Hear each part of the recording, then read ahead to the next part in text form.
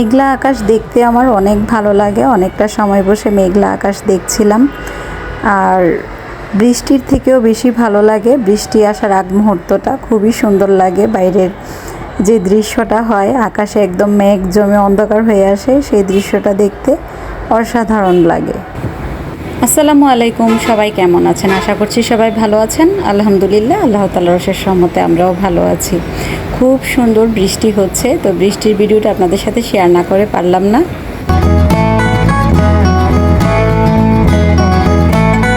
বৃষ্টি হওয়ার পুরোটা সময় জুড়েই আমি বারান্দার দরজার সামনে এভাবে দাঁড়িয়ে থাকি আর বারবার হাত দিচ্ছিলাম। হাতে যখন বৃষ্টির ফোঁটাগুলো আসছিল, এত বেশি ভালো লাগছিল বৃষ্টির স্পর্শটা পেতে।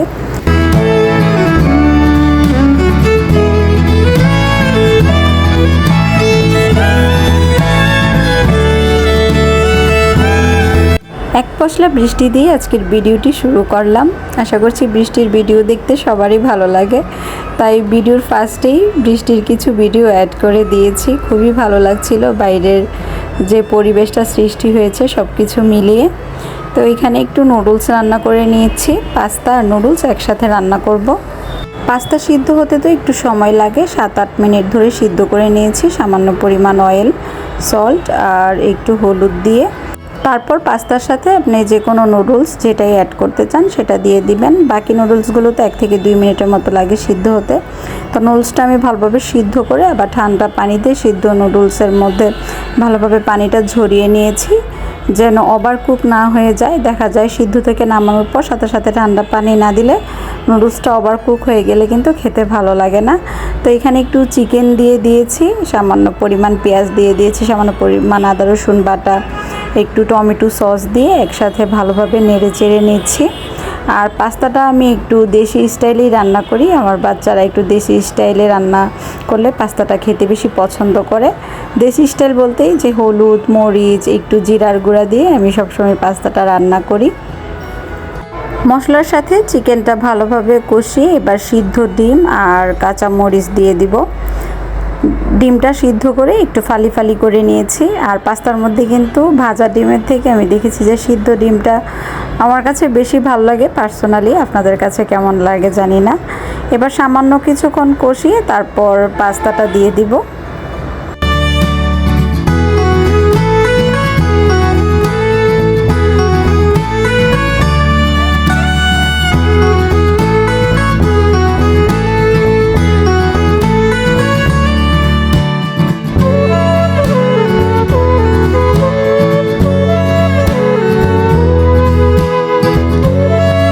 পাস্তা নামানোর আগে টেস্ট মেকার দিয়ে দিচ্ছি। নুডলসের সাথে যে টেস্ট মেকারগুলো ছিল সেটা দিয়েই পাস্তাটা নামিয়ে নেব। তো এইভাবে সিম্পলভাবেই আমি পাস্তাটা রান্না করে নিই, আর আমার বাচ্চারা এভাবে অনেক বেশি পছন্দ করে। সকালবেলা পাস্তা রান্না করে মেয়েদেরকে ডাকছিলাম। সকালের নাস্তায় আজকে মেয়েদেরকে পাস্তাই রান্না করে দিয়েছি, আর অন্য কোনো রান্না বান্না করিনি। আর সাথে একটু চা খেয়ে নিব।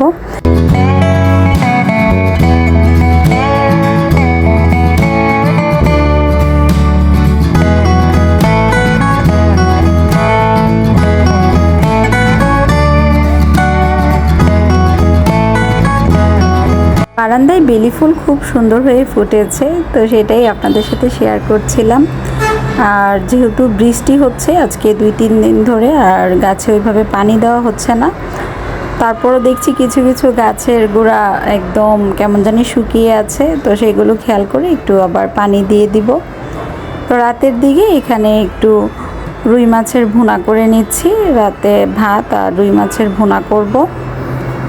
গাছগুলোতে প্রতি সপ্তাহে চেষ্টা করি তরকারি কাটা যে পানিগুলো আছে বা ডাউলের পানি চাউলের পানি সেগুলো দেওয়ার জন্য। আর বারান্দার মধ্যে যেহেতু বৃষ্টি আসে, দেখা যায় যে অনেক সময় গাছের গোড়াতে পানি জমে থাকে, সেই গাছটা অনেক সময় মরে যায়। সেই পানিটা ফেলে দিলেও না, আমি দেখেছি যে গাছের গোড়াটা অনেক সময় নষ্ট হয়ে যায়। রুই মাছ রান্নাতে হলুদ গুঁড়া, মরিচের গুঁড়া, সামান্য পরিমাণ ধনিয়ার গুঁড়া, লবণ আর একদম পরিমাণে সামান্য জিরার গুঁড়া দিয়ে প্রথমে পেঁয়াজের সাথে মশলাটা ভালোভাবে কষা কষা করে নেব।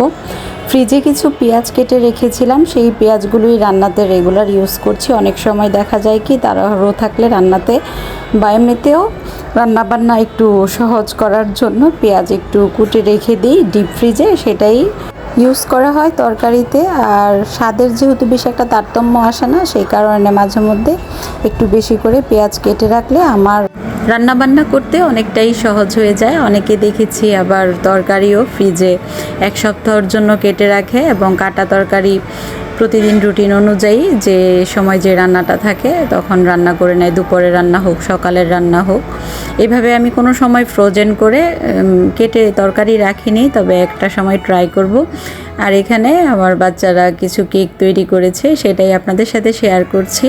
আসলে বাচ্চারা হয় কি যখন কোনো রেসিপি করে তখন তাদের সামনে যদি ক্যামেরা নিয়ে সামনে দাঁড়িয়ে থাকি তারা একটু আনইজি ফিল করে, দেখা যায় যে বেশি একটা পছন্দ করে না। তো সেই কারণে আমিও কি করি, ক্যামেরা ওদের সামনে নিই না, ওদেরকে ওদের মনের স্বাধীনতা মতো ওদের রেসিপিগুলো করতে দিই। দেখা যায় ওরা যদি ওদের মনের স্বাধীনতা অনুযায়ী কোনো কাজ না করতে পারে তাহলে কিন্তু ওদের কাজটাও সুন্দরভাবে ফুটে উঠবে না। এই ভিডিওর ভয়েস দিতে গিয়ে আমি 3-4 বার করে বসেছি, এই জন্য আমার কণ্ঠ এক এক সময় আপনাদের কাছে এক এক রকম মনে হতে পারে। সকালবেলা দেখবেন একটু গম্ভীর কণ্ঠ মনে হয়, দুপুরের দিকে আরেকটু ক্লিয়ার মনে হবে, আর বিকেলে ভয়েস দিতে গেলে আপনার ভয়েসটা একটু সুরেলা ভয়েস আসবে, এরকম হয় না? তো আমার ভয়েসটা দিতে গিয়ে এই ভিডিওতে এমনই হয়েছে। যখনই ভয়েস দিতে নিয়েছি অল্প একটু ভয়েস দেওয়ার পর আমার উঠে যেতে হয়েছে কোনো না কোনো কাজে, সেই কারণে আমি আন্তরিকভাবে দুঃখিত। আপনারা ক্ষমা সুন্দর দৃষ্টিতে দেখবেন। তো এখানে দুপুরে রান্নাবান্না বসিয়ে দিয়েছি। দুপুরে আজকে একদম সহজ সরল রান্নাবান্না করব, একটু জালিবাজি করে নিচ্ছি আর টমেটোর ডাউল রান্না করব। টমেটোর ডাউলে এখানে ফোড়ন দিয়েছি পেঁয়াজ আর 5 ফোড়ন দিয়ে, আর বাড়তি অন্য কিছু দিইনি। আর 5 ফোড়ন দিলে কিন্তু ডাউলে আলাদা একটা ফ্লেভার আসে, খেতেও ভালো লাগে। বিশেষ করে আম দিয়ে যদি ডাউলটা রান্না করি সেই ক্ষেত্রে 5 ফোড়ন দিয়ে ডাউলের ফোড়নটা দিলে বেশি ভালো লাগে। কচি কচি জালিগুলো কিন্তু একটু ভাজা খেতেই ভালো লাগে, আর আমার অনেক বেশি পছন্দ, বাচ্চারাও পছন্দ করে। আজকে দুপুরে রান্নাবান্না বসানোর আগেই ঘরটাকে সুন্দরভাবে গুছিয়ে সমস্ত কাজকর্ম করে গুছল করে তারপর রান্নাবান্নায় এসেছি। আর এরকম গুছিয়ে যেদিন কাজ করি সেদিন না মনটার মধ্যে আলাদা একটা শান্তি পাই, কারণ কাজকর্ম আপনি দেখবেন একটু গুছিয়ে করতে পারলে, রুটিন অনুযায়ী করতে পারলে আপনি একটু রিল্যাক্স হয়ে বসতেও আপনার কাছে ভালো লাগবে। আমার শরীরটা যেদিন ভালো থাকে আমি সকাল সকাল সমস্ত কাজকর্ম গুছিয়ে ফেলতে পারি, আর যেদিন একটু শরীরটা খারাপ লাগে সেদিন আমি দেখেছি যে সকাল থেকেই ঘুম থেকে ওঠার সময় থেকেই আমার কেমন জানি একটা লাগে, আর সারাদিন কাজকর্ম ওইভাবে গুছিয়ে করতে পারি না। তো শারীরিক সুস্থতাটাও না আল্লাহর অনেক বড় একটা নেয়ামত। আপনি শারীরিকভাবে সুস্থ থাকলে আপনার কাছে পৃথিবীর সমস্ত সব কিছুই ভালো লাগবে, আর যদি অসুস্থ থাকেন তাহলে সারা দুনিয়া আপনার সামনে এনে দিলেও আপনার কাছে ভালো লাগবে না। দুপুরের রান্নাবান্না শেষে খাওয়া দাওয়া করে বিকেলের দিকে একটু রেস্ট নিয়ে রেডি হয়েছি, বাইরে যাব।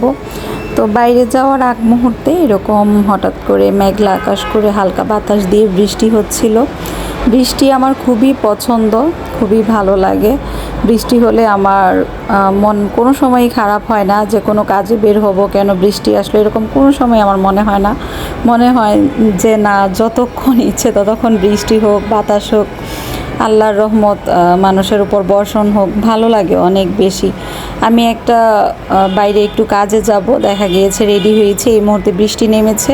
তো চিন্তা করছিলাম আজকে যদি নাও যেতে পারি সমস্যা নেই, আমি বৃষ্টিটা দাঁড়িয়ে দাঁড়িয়ে দেখব, বৃষ্টির আনন্দ নিব, এটাই আমার কাছে অনেক বেশি ভালো লাগা কাজ করবে। অনেক বেশি ঝোড়ো হাওয়া না হলে কিন্তু বারান্দার সামনে সুন্দরভাবে দাঁড়িয়ে বৃষ্টির সৌন্দর্যটা উপভোগ করা যায়। এমন বৃষ্টির দিনে আজকে যদি বাইরের প্রোগ্রাম না থাকতো অবশ্যই এই সময়টা কোনো না কোনো স্ন্যাক্স তৈরি করতাম, সাথে চা থাকতো। তারপরেও কিন্তু আমি বিকেলে বসে এরকম একটা ওয়েদারের সামনে বসে চা খেয়েছি, অনেকটা সময় ধরে বৃষ্টি দেখছিলাম, চা খাচ্ছিলাম, খুবই ভালো লাগছিল, মনের মধ্যে একটা রিল্যাক্সিং কাজ করছিল। আর যদি দেখি যে বাইরের ঝোড়ো হাওয়া একটু কমে গিয়েছে তাহলে বাইরে যাব, নয়তো বা আজকে আর বের হব না, এরকম একটা ইচ্ছে আছে। আর আপনাদের সাথে না বৃষ্টির প্রপার সাউন্ডটা আমি অ্যাড করতে পারি না, কারণ এক তো বাইরে রোড সাইড যেহেতু হর্নের একটা শব্দ আছে, আবার নিচে দেখা যায় জেনারেটরের একটা শব্দ আসে। তো সেই কারণে প্রপার ওইভাবে বৃষ্টির সাউন্ডটা অনেক সময় আপনাদের সাথে আমি শেয়ার করতে পারি না। বিশেষ করে লোডশেডিং হওয়ার সাথে সাথে জেনারেটরের যে শব্দটা আসে, বিশ্বাস করেন আমার একদম মাথা ধরে যায়। বাসার নিচে দুই দিকে দুইটা হসপিটাল, একটা একদম বাসার অপোজিটে আর একটা বাসার একটু সামনে। তো কারেন্ট চলে গেলে জেনারেটর এত বেশি শব্দ হয়, তখন আমি চিন্তা করি যে রুগীদের কী অবস্থা হবে। আর আবাসিক এলাকার ভিতরে এরকম মানে শব্দযুক্ত জেনারেটর পারমিশন জানি না কে দিয়েছে, খুবই খারাপ লাগে আমার কাছে। হসপিটালে অসুস্থ রুগীদের কথা চিন্তা করে হলেও আমি মনে করি যে শব্দহীন জেনারেটরের যদি ব্যবস্থা থাকে সেটাই লাগানো উচিত।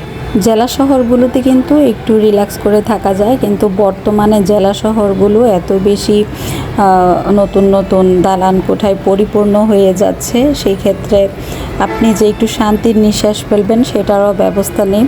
আজকে বাইরে যেই পরিমাণ বৃষ্টি হচ্ছিল, কাজটা যদি শুধু একান্তই আমার হতো তাহলে আজকে আর বাইরে বের হতাম না, যেহেতু আমার হাজব্যান্ডের কিছু কাজ আছে, তো সেই কারণেই বাইরে বের হচ্ছি আর কি। আর বাসার নিচে অবস্থা দেখাই আপনাদের, কি পরিমাণে পানি জমেছে বৃষ্টি হয়ে। তবে বৃষ্টিটা কিন্তু এখন কমে গিয়েছে, বাইরে বৃষ্টি নেই, সুন্দর একটা হালকা বাতাস দিচ্ছিল আর ঠান্ডাও লাগছিল। এরকম রিল্যাক্সিং বৃষ্টি হলে কিন্তু ভালোই লাগে।